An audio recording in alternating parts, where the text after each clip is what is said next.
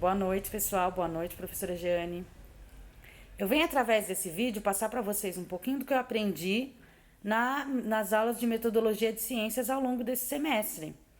Primeiramente, eu vou começar falando sobre a retrospectiva que nós fizemos ao longo dos anos sobre o ensino de ciências. Nós vimos que, primeiramente, na educação infantil e no ensino fundamental dos anos iniciais, nem era aplicada aos alunos a disciplina de ciências. Eles viam ciências a partir da sexta série, a antiga sexta série. E como ele era esse professor tradicional? Esse professor tradicional era aquele que era o rei da sala de aula, né? Ele era totalmente detentor do saber. E o aluno era aquele ser passivo, né? O receptor. Ele estava ali só para receber as informações que o professor passava, sem questionar nada.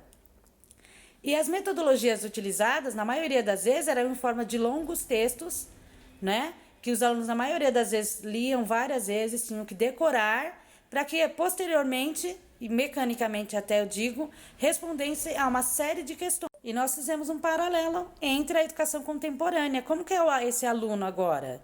Esse aluno é um aluno ativo, participativo, né? Que ele tem que fazer parte de todo o processo de aprendizagem, afinal ele é o mais interessado. E a postura do professor também mudou, e se não mudou, em alguns, tem que mudar, né? O professor não é mais o detentor do saber, só ele que sabe, né? O professor, ele é um mediador, ele vai fazer uma mediação entre o aluno e o conhecimento, ele vai auxiliar o aluno, ele vai agregar o aluno ao que ele já sabe.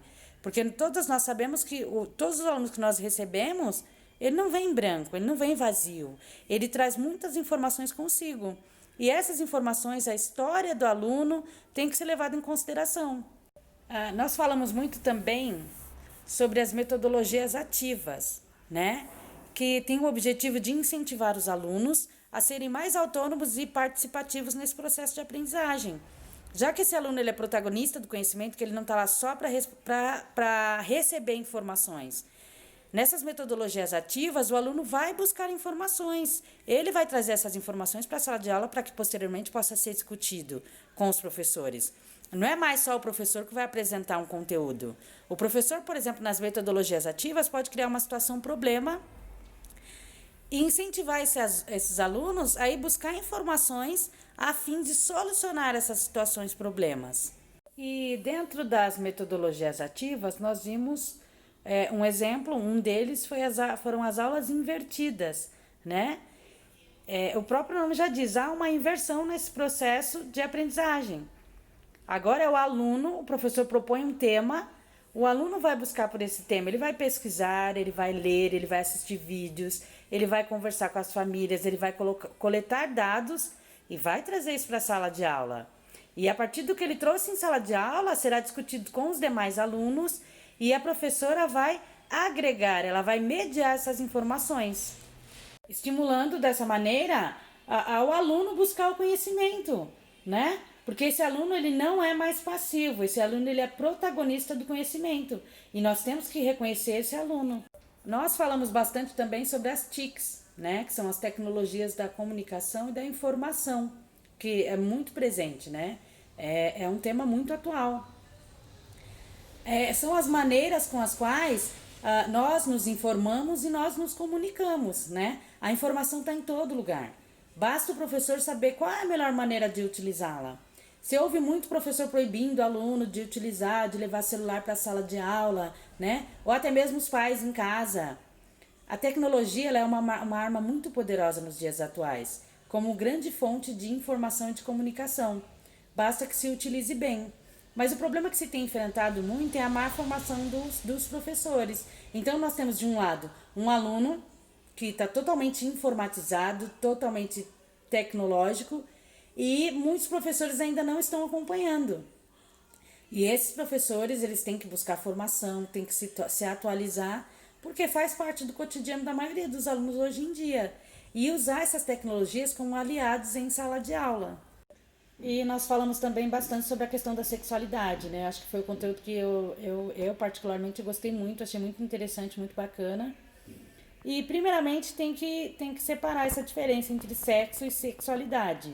O sexo ele pode estar ligado aos órgãos genitais masculinos ou femininos, ou até mesmo ato sexual. E a sexualidade nas crianças, ela está relacionada à sensação de prazer que a criança sente com o próprio corpo. Essa sensação de prazer pode ser o ato de mamar no bebê, causa prazer no bebê sugar o leite do seio da mãe, né? Um abraço apertado de um familiar, de um amigo, uma massagem também pode despertar o prazer na criança, tocar o próprio corpo.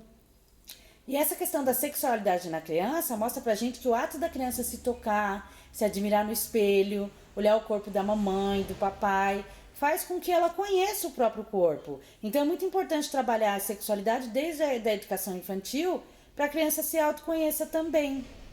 E aí nós falamos da dificuldade, tanto dos pais quanto dos professores, de trabalhar a sexualidade, porque falar em sexualidade sempre vem acompanhada de muitos tabus, né?